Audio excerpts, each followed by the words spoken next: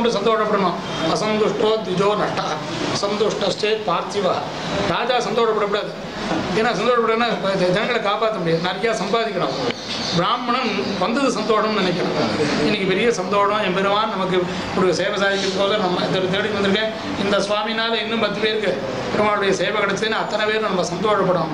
அந்த மாதிரி பெருமாளை நிறையா நம்ம போய் எல்லா இடத்தையும் சேவித்து அவனுடைய குணங்களையே சொல்லி வேற இன்னும் நம்ம ஒன்றுனா ஒரு நாளைக்கு எப்போ பார்த்தாலும் அவனை நினைக்க சொல்லவே இல்லை. எப்போ பார்த்தாலும் நம்ம நினைக்கலாம் விவகாரங்கள் நிர்பந்தங்கள் எல்லாம் இருக்குது. எப்போ பார்த்தாலும் அவன் நினைக்க வேண்டாம்.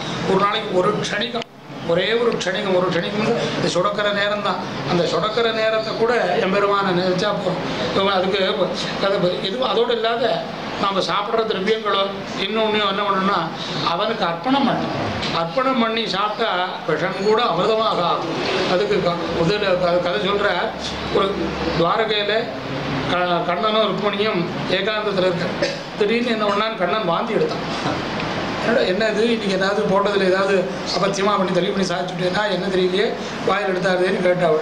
இல்லை வேறு காரணம்னா என்ன காரணம் சொல்லுங்க.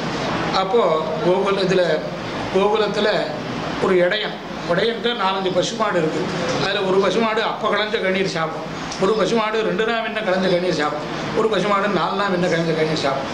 இப்போ என்ன பண்ணால் அப்படின்னு தான் நான் 4 நாள் முன்ன கழிஞ்ச கழநீரை அதுக்கிட்ட வச்சு பார்த்தா அது என்னமோ அன்றைக்கி அதுக்கு இது இல்லை சாப்பிட மாட்டேங்குது.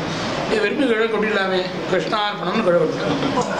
கொட்டினதை கிருஷ்ணார்ப்பணம்னு கிழ கொட்டினான். உடனே என்ன பண்ணா எம்பெருமான் அவனுக்கு அர்ப்பணம் பண்ணிவிட்டானே. அதை உடனே அவன் சாப்பிட்ட உடனே என்னாச்சு வாந்தி எடுத்து. அதான் காரணம், இதான் வேறு ஒன்றும் இல்லை அப்படின்னு எம்பெருமான் ருக்மிணிகிட்ட சொன்னான்னு கதை. அந்த மாதிரி என்னன்னு கேட்டால் நமக்கு எதை அர்ப்பணம் பண்ணினாலும் எது பண்ணினாலும் உன்னுடைய பகவானே நீ சந்தோஷமா. அது மாதிரி சந்தோஷமாக இருக்கிற போது எம்பெருமானை நினைக்கிறான்.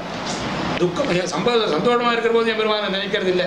நாம் ஏதோ சந்தோஷமாக நம்ம சௌக்கியமாக இருக்காமல் நினைக்கிறோம். சிரமம் வரபோது என்ன பண்ணுறோம், ராமா ஏண்டாப்பா பகவானை இவ்வளோ கட்டம் கொடுக்குறேன், சந்தோஷம் கொடுத்த போது சந்தோஷத்தை கொடுத்துருக்கே, இவ்வளோ சௌக்கியத்தை கொடுத்துருக்கே அப்படின்னு நாம் நினைக்கிறோம். இல்லை, அப்படி இல்லாமல் எப்போவுமே அவனுடைய நினச்சி இதுவும் உன்னுடைய சங்கல்பம். சந்தோஷம் இருக்கிறதுக்கும் நீ பண்ணியிருக்க, சிரமப்படுறதுக்கும் நான் உன்னுடைய சங்கல்பம், ஆனால் என்னுடைய பிராரப்தம் இருக்கு அப்படின்னு நினச்சுட்டு வந்துவிட்டா இந்த மாதிரி ஒரு சுகதுக்கங்கள் எல்லாம் சமமாக வந்துவிட்டா மகான்களுக்கெல்லாம் சுகதுக்கம்லாம் சமமாக தான் இருக்கும். சுகதுக்கம் வந்தாலும் வருத்தப்பட்டு ஓஞ்சி பட மாட்டான், சௌக்கியம் வந்தாலும் ஆகும்னு புகுதிச்சிருவான். ஏன்னா எல்லாம் சமமாக இருக்கணும். அந்த மாதிரி தான் மகான்கள்லாம் இருந்து நமக்கு வழிகாட்டி கொடுத்துட்டு வந்துட்டு இருக்கா. அந்த வழியில் தான் நாமளும் வந்துட்டு இருக்கோம். அது மாதிரி தான் நமக்கு ஆச்சாரியாலாம் அப்படி தான் வந்து நமக்கு எல்லாத்தையும் உபதேசம் பண்ணிட்டு இருக்கா. அந்த உபதேசத்தை கேட்டு நாமும் நல்வழிப்படுத்து நம்மளுடைய கீழ் சந்ததிகள் நன்னா இருக்கணும்னு சொன்னால் நாம் என்ன பண்ணணும்னா நாம் தப்பு பண்ணக்கூடாது. நாம் தப்பு பண்ணினா என்ன பண்ணால் இப்போ பெரிய அப்பா பண்ணது பிள்ளைக்கு வந்து சேரும். அந்த மாதிரி ஒரு தோஷங்கள் நாம் பண்ணாது ஒரு கர்மானுட்டானங்கள் இன்னொன்று இதெல்லாம் நாம் பண்ணக்கூடியதான். இன்னும் நான் கர்மானுட்டானம் பண்ணணும்னு சொல்லி நிர்பந்தம் இல்லை. எல்லாருமே சுரூபமாக இதுவாக இருக்கிற போது சுரூபமாக இருக்காளேன்னு மட்டும் இருக்குல்ல, அதுக்காக பண்ணி கர்மானுட்டானத்தை பண்ணணுங்கிறது. அந்த மாதிரி பண்ணினா பெருமாள் நமக்கு எல்லா விதமான அனுகிரகம் பண்ணவன். அவனுடைய அனுகிரகத்தினால நாம சிரேயசாக இருக்கும். நம்ம வம்சமும் வாழையடி வாழையாக நல்லா இருந்து பெருமாள் அனுகிரகம் பண்ணுவோம். மாதிரி எல்லாரும் பெருமாளிடத்தில் பகவத் பக்தியும் பகவன் நாம சங்கீர்த்தம் இந்த மாதிரி பெருமாளை பற்றி பாடுபடுற குறை ஒன்றும் இல்லை கோவிந்தான்னு குறை இல்லைன்னு சொல்கிறோம். ஆனால் அந்த போது எனக்கு இது குறையா இருக்குது அப்படின்னு கேட்குறோம். பாட்டுல மட்டும் நல்லா சொல்கிறோம். எல்லாரும் பாடுறா குறை ஒன்றும் இல்லை கோவிந்தா அப்படின்னு பாடுறாலும் இல்லையோ. குறை ஒன்றும் இல்லைன்னு நினச்சிக்கோமே. நிறைய குறை ஒன்றும் இல்லை. என்ன குறை நமக்கு மனசு தான் மனையேவ காரணம் எல்லாத்துக்கும். நீங்கள் நம்ம சந்தோஷமாக இருக்குன்னு சொன்னால் சந்தோஷமாக தான் இருக்க போகிறோம்.